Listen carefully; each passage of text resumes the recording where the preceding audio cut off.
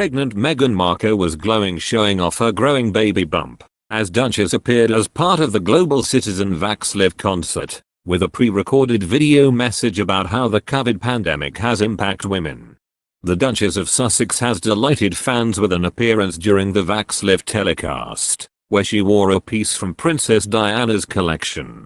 The event, televised on Saturday night in the US, also featured performances from Jennifer Lopez, Eddie Vedder, Foo Fighters, J Balvin and H.E.R.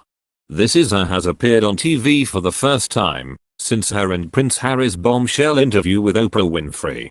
Meghan Markle discussed the effects of COVID in her message, including that a generation of progress had been wiped out for women of color. In her message, Meghan said, "The past year has been defined by communities coming together tirelessly and heroically to tackle COVID-19. We've gathered tonight because the road ahead is getting brighter, but it's going to take every one of us to find our way forward. As campaign chairs of Vax Live, my husband and I believe it's critical that our recovery prioritizes the health, safety and success of everyone, and particularly women, who have been disproportionately affected by this pandemic." The recorded statements seem to take place in the garden of the $18.7 million mansion she and husband Prince Harry's own in Montecito, California. Noticeably cradling her baby bump in the message, Meghan continued, "My husband and I are thrilled to soon be welcoming a daughter. It's a feeling of joy we share with millions of other families around the world. When we think of her, we think of all the young women and girls around the globe who must be given the ability and the support to lead us forward," Meghan said. During the TV interview, pregnant Meghan Markle, who is known for her love of expensive designer clothing and symbolic jewelry, opted to wear a red 1,200 pounds Carolina Herrera shirt dress emblazoned with poppies for the occasion. She paired the look with a $9,000 Cartier bracelet, $2,500 bracelet, and a 102-pound necklace featuring a woman's power charm. The Duchess also paid subtle tribute to Harry's mother, Princess Diana, wearing her $31,000 Cartier tank watch. The watch was loved by Diana, who was seen wearing the watch to visit London's Sri Swaminarayan Mandir Hindu temple in 1997. Princess Diana regularly wore the gold Cartier Tank Française watch for engagements in the 1990s, and it's believed Meghan was a fan of the same style before she joined the royals and bought her own while she was working as an actress. Princess Diana had also worn the watch, which is now thought to be worth much more than its original price tag, at a British Lung Foundation event the same year.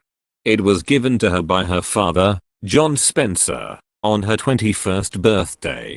After Diana died in 1997, the watch belonged to Prince William, but it is believed he gave it to Harry in or around 2009. Meghan wore Diana's watch, a move described by many as a way to send a message of appreciation back to the royal family. "It's lovely she's wearing Diana's old watch," one social media user wrote. Speaking about the watch she bought with her money from Suits, Meghan previously said she intends to give it to her daughter, who's due to be born this summer. She told Hello magazine, "I've always coveted the Cartier French tank watch. I had it engraved on the back, to MM. From MM, and I plan to give it to my daughter one day. That's what makes pieces special, the connection you have to them." On Mother's Day, Meghan Markle and Prince Harry celebrated by donating diapers, supplies and other items to an organization that serves homeless pregnant women and their babies. The donation announcement was shared by the Harvest Home Foundation on their Instagram page on Sunday afternoon. "Today, we are thrilled to have the support of Archewell Foundation, the Duke and Duchess of Sussex, and Procter & Gamble, who are donating diapers, cleaning supplies, and other essential items to ensure that the moms and babies at Harvest Home are celebrated all throughout the year," the caption of the post reads. It's unclear how much was donated to the organization, or whether Meghan and Harry had contributed anything, or if they had just lent their names to the effort and P&G provided all of the diapers and other items. According to Harvest Home, the Mother's Day surprise was accompanied by a personal letter from the Duchess, who is the mother of 2-year-old Archie. As a mom, and an expectant mom, I deeply appreciate the significance of community support, safe and accessible pregnancy resources, and trusted guidance in a nurturing setting, Meghan said. Harry and Meghan's act of kindness on Mother's Day comes as the Duchess shared a message to supporters during the Vax Live telecast. Earlier this week, Harry and Meghan wrote an open letter to the chief executives of pharmaceutical companies like Pfizer, Moderna and AstraZeneca, urging them to redouble their support for the UN-sponsored COVAX program. The couple have called on all firms to temporarily suspend intellectual property rights applied to COVID vaccines, and for a global public-private collaboration so production methods for the jabs can be shared. The Sussexes' intervention into the global debate about the vaccine rollout came on the second birthday of their son Archie, and separately they have asked those wanting to mark this to donate funds which will support COVAX. Meghan Markle looked nervous as she made her first TV appearance since her bombshell Oprah interview. A nervous Duchess Meghan channeled the Queen, body language expert Judy James said today. Judy James said that Meghan appeared on the screen looked nervous and regal in the style of the Queen. And she even said Meghan sitting on a bench could have been a nod to her soon-to-be-released kids' book The Bench. She added, with the bench she was sitting on looking suspiciously like a plug for her new book. Meghan's body language at the start looked as serene and static as the large cushion beside her, but with a small self-comfort thumb rub gesture to suggest some inner nerves, too. The Duchess also whipped out a lot of statistics during her statement, saying, since the pandemic began, nearly 5.5 million women have lost work in the US, and 47 million more women around the world are expected to slip into extreme poverty. Meghan stated that the future leadership of young women depends on the decisions we make and the actions we take now. We want to make sure that as we recover stronger, that as we rebuild together, she said. The body language experts said that Meghan's speech was not typical of the style we've seen her speak in previously. Meghan's rather static delivery did lack her usual cues of passion for her causes, and it did look more guru than political leader, although she appeared to become more comfortable as the speech progressed. The Duchess started carefully. She became more relaxed as the chat went on, Judy added.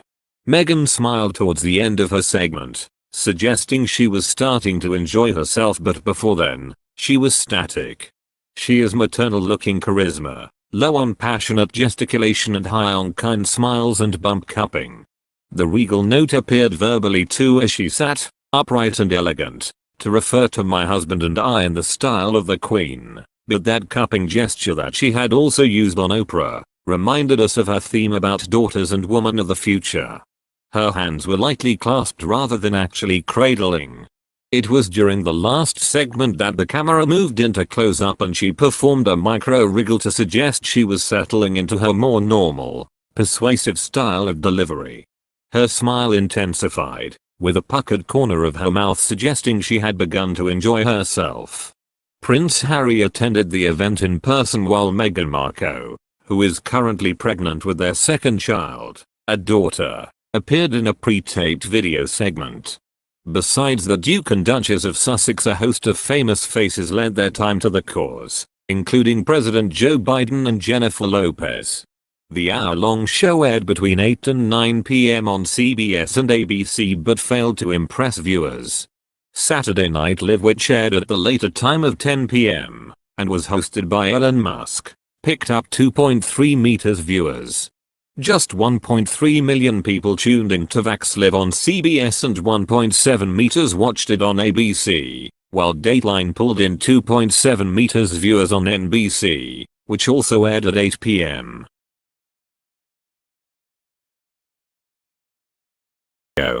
Please support growing channel by subscribe channel and like video hour. And don't forget activate notifications to channel to always get the latest news.